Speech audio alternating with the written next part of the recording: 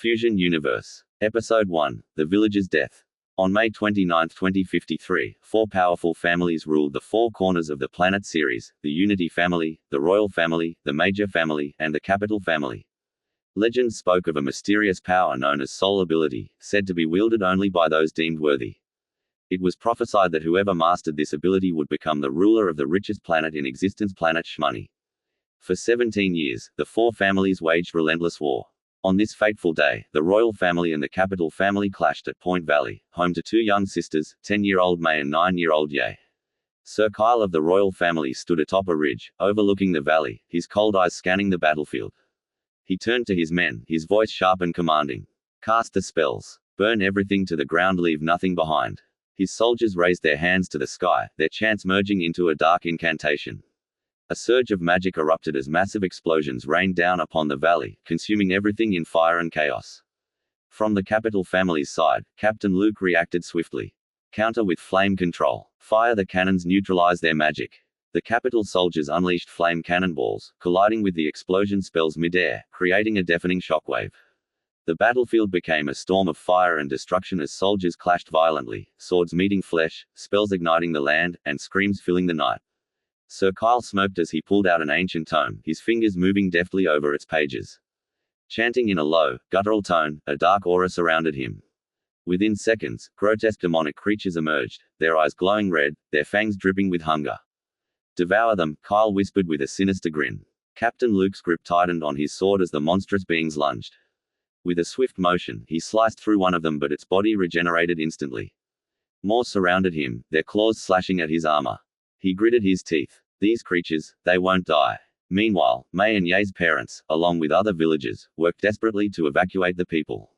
However, they found themselves surrounded by royal soldiers. Sir Kyle's voice rang through the battlefield. "Kill them all. Leave no survivors." With a flick of his wrist, Kyle opened another tome and chanted a spell. A fiery sigil formed in the air before shattering into countless glowing runes, each one an explosive waiting to detonate. Just as the spell activated, Captain Luke received an urgent message from the King of the Capital.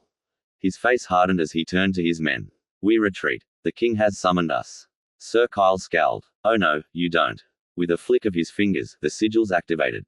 The entire valley lit up with an earth-shattering explosion. The air shook violently, fire swallowing everything in its path. Mae and Yae's parents knew there was no escape, not for themselves. Holding each other's hands, they activated their secret ability, Save Souls. Moving in perfect synchrony, they danced in a mesmerizing formation, their voices rising in a protective chant.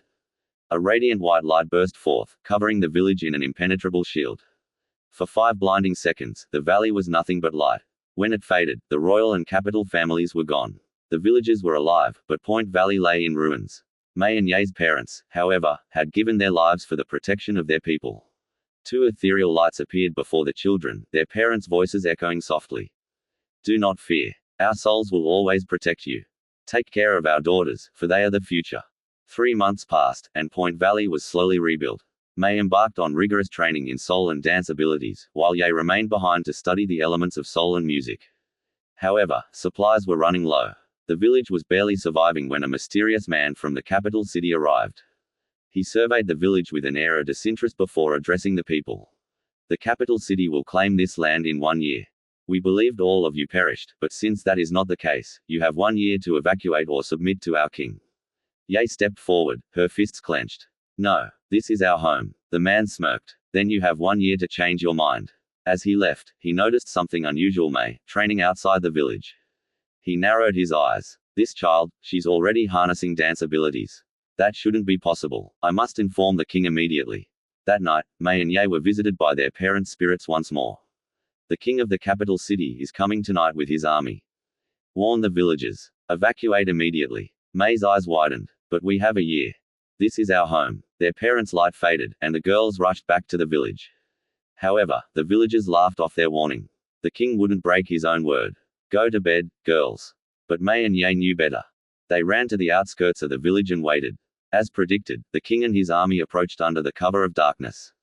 Yae's voice trembled. "Mae, they're here." Mae grabbed her sister's hand and sprinted back to the village. "We have to warn them again." This time, before they could speak, the king himself emerged, his eyes cold and merciless. He raised his hand, his voice like ice.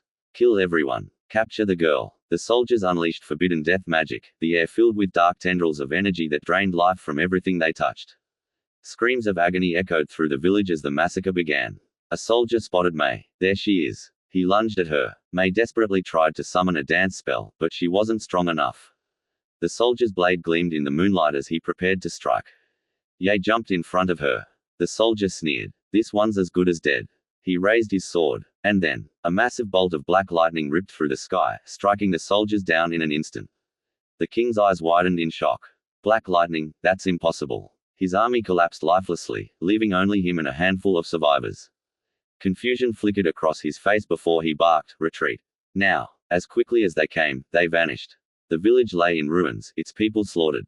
Only Mae and Yae remained. They stood in the silence of destruction, the identity of their mysterious savior unknown. And so, their journey truly began.